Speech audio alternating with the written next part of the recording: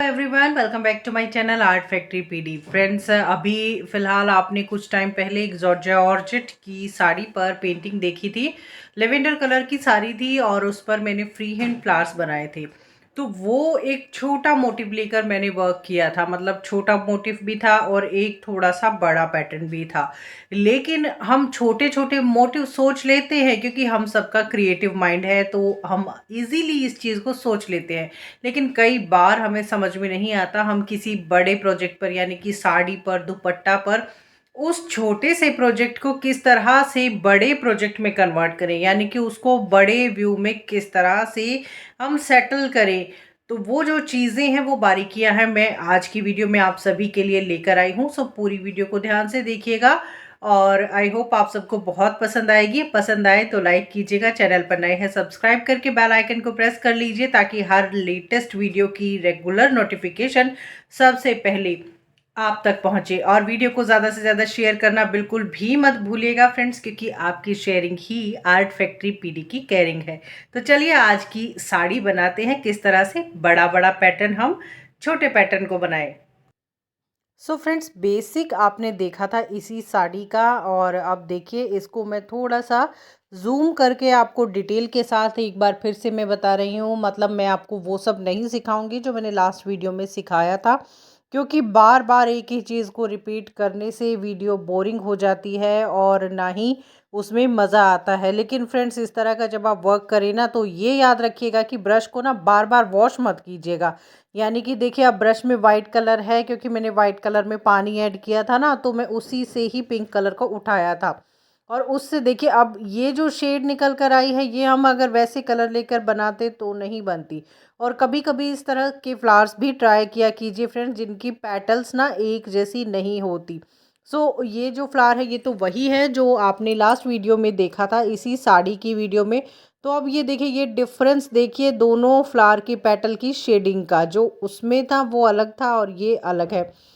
तो जब भी आप वर्क करते हैं तो कुछ ना कुछ ऐसा, मतलब अलग जो चीज़ है वो होती ही है, और आप लोग भी इस चीज़ से जो है ना, आप फेमिलियर हो चुके हैं, क्योंकि आप लोग भी पेंटिंग करते हैं। क्योंकि मुझसे बहुत सारी क्वेरीज आप लोग पुट करते हैं, पूछते हैं, और मुझे बहुत अच्छा लगता है कि लोग मेरे चैनल में मेरे काम में इंटरेस्ट ले रहे हैं। मेरा जो मोटिव है आप सबको सिखाने का, वो पूरा हो रहा है। क्योंकि सिर्फ वीडियो के लिए वीडियो डालना मेरा मकसद नहीं है। मेरा मकसद है आप लोगों को अच्छा और बेटर सिखाना। तो आप देखिए, ये इस तरह से जो है हमने फ्लावर बनाया है, और फ्लावर में जिस तरह से शेडिंग मैंने वहाँ की थी, उसी तरह से शेडिंग मैं करते जा रही हूँ, करते जा रही हूँ।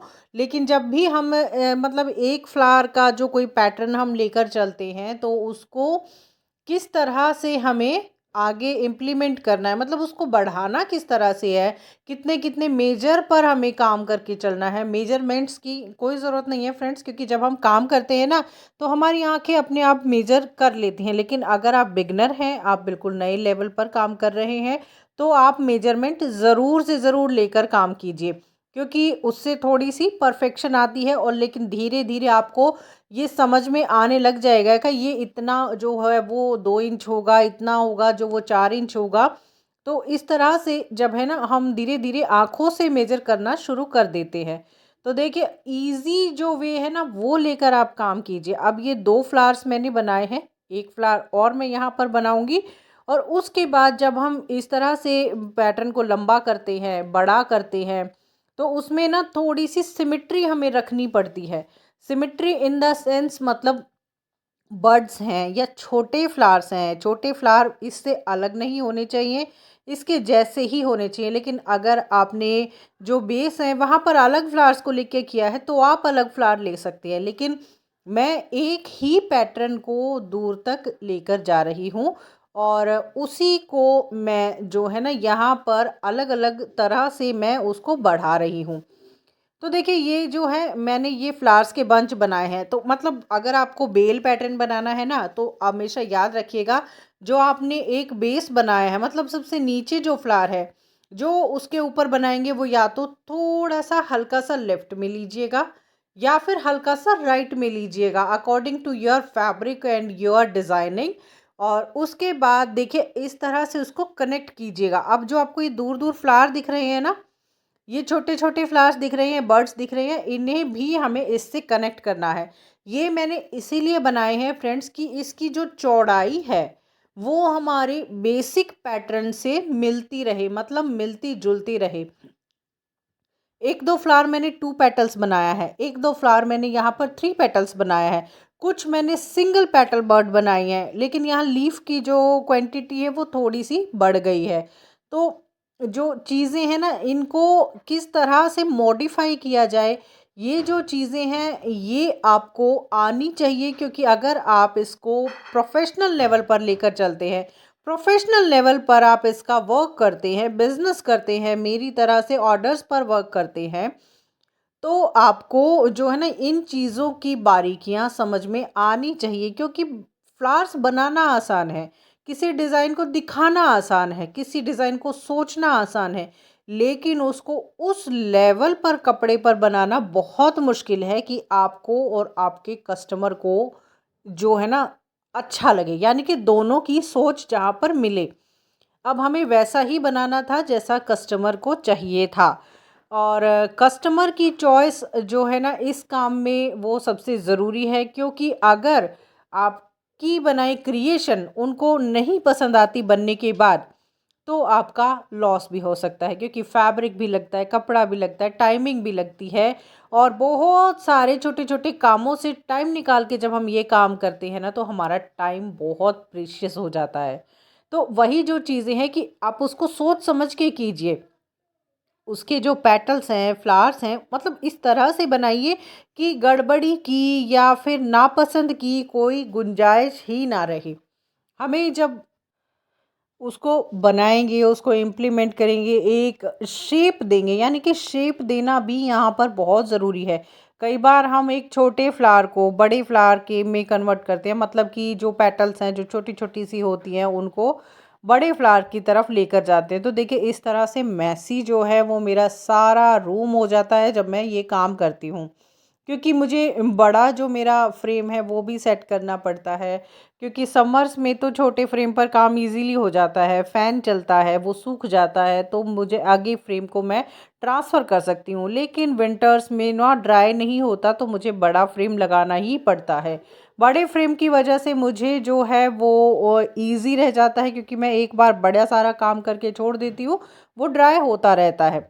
तो अब देखिए पेटल्स के साथ जो हमें लीफ बनाने हैं ना, वो भी बहुत ध्यान से देखिए फ्रेंड्स। हमें ऐसे ही कहीं पर भी लीफ नहीं बनाने हैं। अक्सर जो आजकल इंस्टाग्राम पर या फेसबुक पर या जहाँ भी वीडियोस डलती हैं, मतलब वो जो है ना कई बार जो है जो हमारी लीफ है, पेटल्स है, फ्लावर्स है, आपस में क्लैश करते हैं, जिससे वो डिज़ाइन समझ में नहीं आता है। मतलब हमें ऐसा लगना चाहिए कि वो डिज़ाइन हमारे बॉडी पर तो सुंदर लगे ही लगे, लेकिन उससे पहले हमारी आँखों को जचना चाहिए। तो देखिए ये इस तरह से मैंने एक बेल यहाँ बनाई है, एक बेल उस दूसरे कॉर्नर पर बनाई है, लेकिन फिर भी 2 बेल में पूरा साड़ी का पल्लू कवर हो गया है। छोटे छोटे फ्लावर है, मतलब फ्लावर की शेप उतनी ही है जितने मैंने बीच में लिए हैं। कुछ फ्लावर बड़े हैं, बाकी छोटे फ्लावर हैं। हम ये भी गलती करते हैं कि हम उस जगह को भरने के लिए बड़े फ्लावर्स ही भर देते हैं, या फिर बर्ड्स ही भर देते हैं। ऐसा भी मत कीजिए फ्रेंड्स, क्योंकि एक ही चीज़ भी अच्छी नहीं लगती। क्योंकि सिर्फ अगर यहाँ छोटे फ्लावर होते तो आप सोच सकते हैं ये कैसा लगता, बहुत सूना सूना लगता, और जब ये बड़ा फ्लावर के डाले हैं हमने तो वो बहुत जो है ना एनहांस हो रहे हैं। अब ये देखिए मैंने जस्ट ऐसे ही इसको वियर किया है, और बताइएगा ये साड़ी आपको कैसी लगी। मुझे मेरे कस्टमर को तो इतनी ज़्यादा पसंद आई है ना कि मैं क्या कहूँ। मैं तो हर साड़ी को यही कहती हूँ कि ये मेरी अब तक की बेस्ट क्रिएशन है, बेस्ट क्रिएशन है। लेकिन हर साड़ी अपने आप में यूनिक होती है, तो इसका पैटर्न थोड़ा सा यूनिक है। जो मैंने बेल आपको बीच वाली बेल दिखाई थी जो मैं कर रही थी, वो ये शोल्डर से नीचे तक है। सो फ्रेंड्स, आपको वीडियो अगर पसंद आई है तो लाइक कीजिएगा, चैनल पर नए हैं सब्सक्राइब करके बेल आइकन को प्रेस कर लीजिए, और साथ ही साथ जो हमारी पिछली साड़ी की वीडियो लेफ़्ट साइड है, और बहुत सारी टेक्निक हैं जो राइट साइड है।